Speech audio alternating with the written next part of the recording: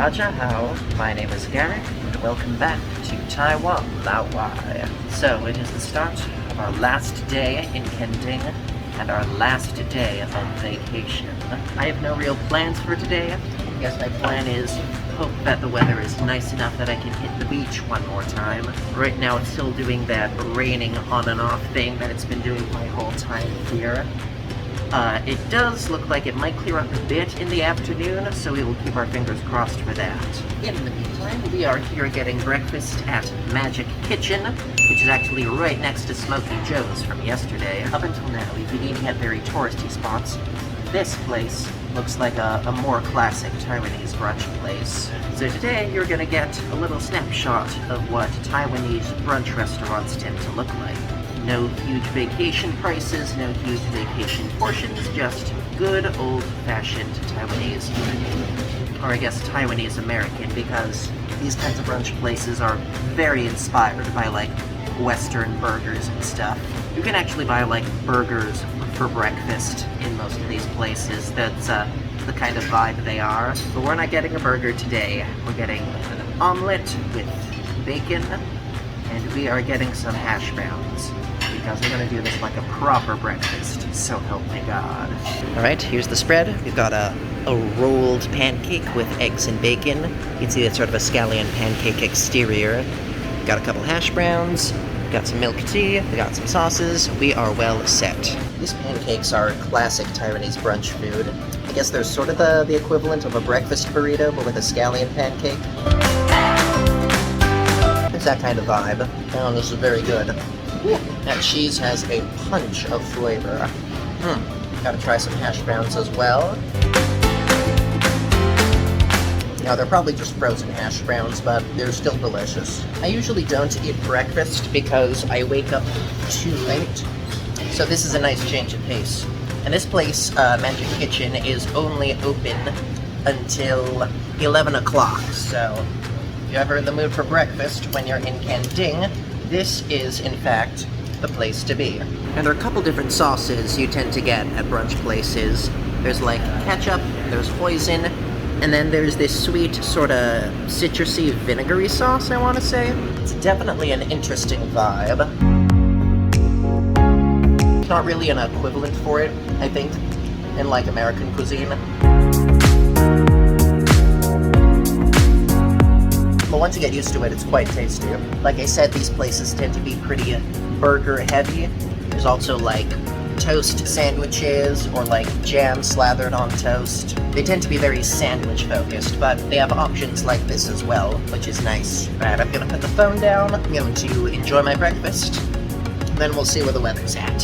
See you then. Okay, there's kind of sort of a break in the clouds right now, so we're gonna hit the beach again. I say kind of sort of, they're like minuscule drops sort of plunking down on me every now and then. I don't know if this comes up on camera, but there's like these two sort of big fat rain clouds floating in a sea of not rain clouds. But that's no problem, we can survive. We'll stay and we'll play around in the sand a bit, maybe in the shallows, if the rain starts getting any worse and the lifeguards say, hey, everybody out, and we'll get out and walk back home. The nice thing about my hotel is that it's literally just a 10-minute walk away, so even if we do get rainstormed on, we won't be in the chaos for long. Okay, so I did a bit of research since last time. You can rent out those umbrellas they have set up. I believe the cost is 300 NTD, which is, you know, it's a bit much, but I believe you get it for the whole day, so that's convenient. You can also just bring your own umbrella if it's easier, or you don't want to deal with the hassle. Also, the showers here are not free either. If you want to use the showers, I believe it's 50 NTD. So I guess another piece of advice before coming to Kending is get yourself an Easy card. Makes all those transactions so much easier. Anyways, we're gonna prance around a bit, and we are gonna have some fun until the lifeguards say, hey, it's starting to get too rainy, everybody come on in. So something I forgot to mention last time is that this beach is quite shelly. Like, you walk a little ways into the water and you're gonna get a lot of shells under your feet. I've not stabbed myself on anything yet, which is nice, but something to keep in mind. Also, once again, the waves are pretty strong today. think it's a mixture of the rain, but also because we're in an enclosed bay. Like, as you see, this is not a very wide beach. It's just this little inlet here. And I'm pretty sure that pressure makes the waves just naturally stronger. So yeah, if you want a beach with strong waves, definitely come to Nanwan, South Bay in Kending. It'll do you well.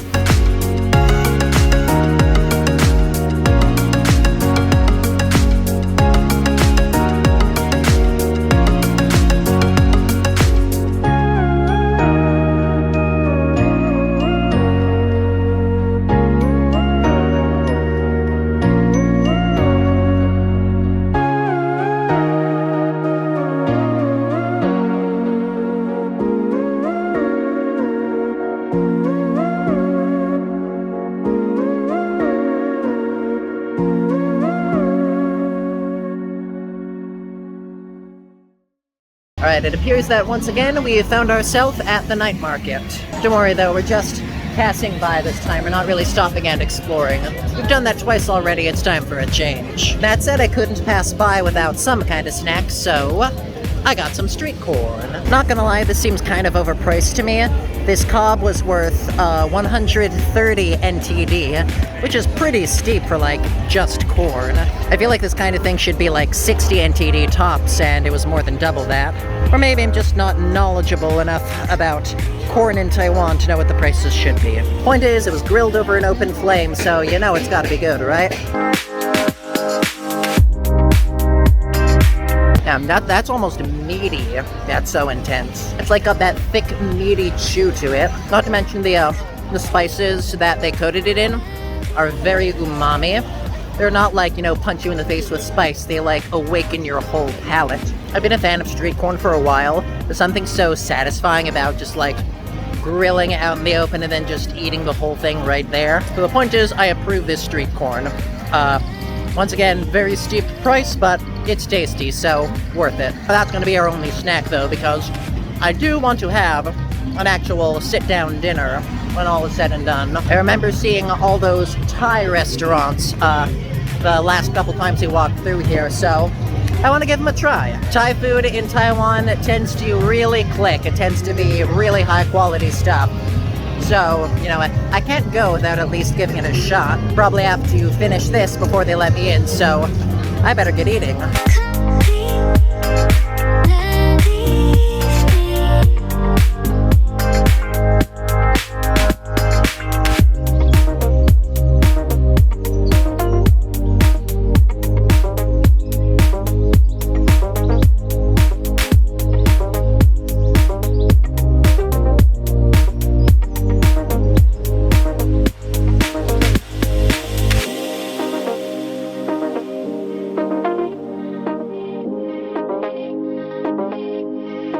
Right, we are stopping at Mambo Thai Restaurant, which is on the south end of the market. I gave you a quick shot of the menu in there. It's definitely extensive, the way you want it to be. Strangely enough, I think this might be one of the cheaper Thai restaurants I've eaten at. Some places I've been to, stuff gets like over 300, sometimes 400 NTD. But most of the stuff here is in the 200 to 300 range, which I think is pretty reasonable. I'm excited. It's gonna be fun.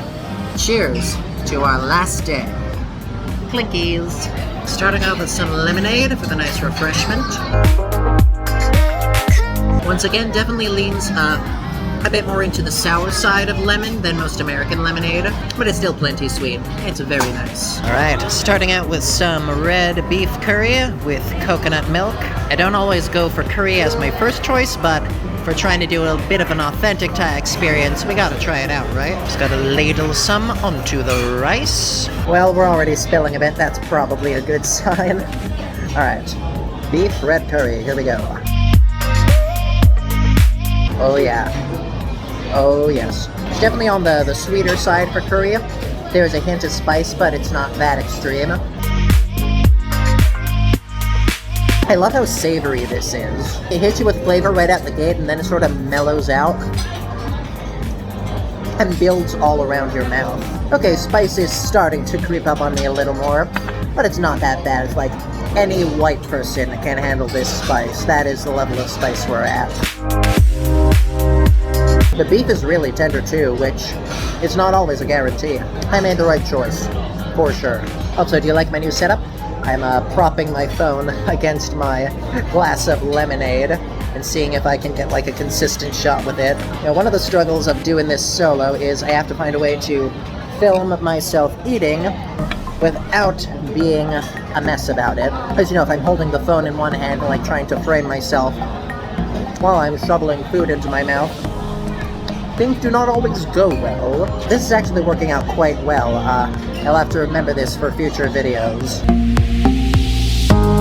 You know, I say that, I'm still making a mess. The more things change, eh? Oh yeah, baby. We got spring rolls. It's interesting. It looks like these guys have got, like, rice noodles in them, as well as, you know, meat and veg. I think that's something pretty typical for a lot of Vietnamese fried foods, but it's always interesting for me to see. First up, we're just gonna try it solo without any of the sauces, because I'm sure it'll still be tasty that way. Wow. I feel very hot. Ooh. It's not that much flavor, honestly. I get the feeling this is a spring roll that needs a sauce to wake it up. So let's do that, shall we? Starting with the thick red sauce. This is probably going to be on the spicier side.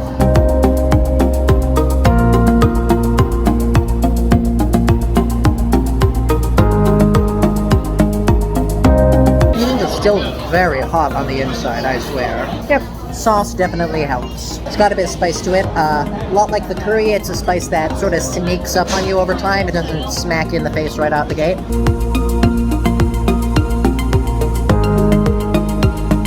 I'm gonna guess that's the chili pepper sauce, because there's some fruitiness to it as well. Alright, we're gonna try it with a more vinegary looking sauce. Oh yeah. Oh yeah. Okay, yep, that's the one. That is 10,000% the one. I'm in love with this very particular kind of Vietnamese sauce. It's like so tangy and citrusy and punchy and sweet. And it packs anything full of flavor. And it's definitely something you want with these spring rolls, because honestly, they are kind of a little bland on their own. But dunk them in that sauce and suddenly explode to life. Overall verdict, this place was pretty good. Obviously, it's only so much you can tell about it from just 2 dishes. Wow, that's terrible camera work. Nicely done. I definitely want to come back here sometime, try some of their other stuff, because at least from the curry, it seems like there's a lot of good things on this menu. Spring rolls are not too impressive, but, you know, that could just be a one-off act. Not every restaurant backs 100% of the time, as sad as that may be. That said, I'm going to enjoy my dinner. Then we will have one more location to visit before this trip really is over. God, it really just flew by, didn't it? I mean, not for you. You probably experienced it like over weeks and months of content. But for me, it was like, phew, over in a flash. Regardless, I hope you enjoyed your time. I hope you got some vacation ideas yourself. And hopefully, it won't be too long before I can go on vacation again and show off more of this incredible country.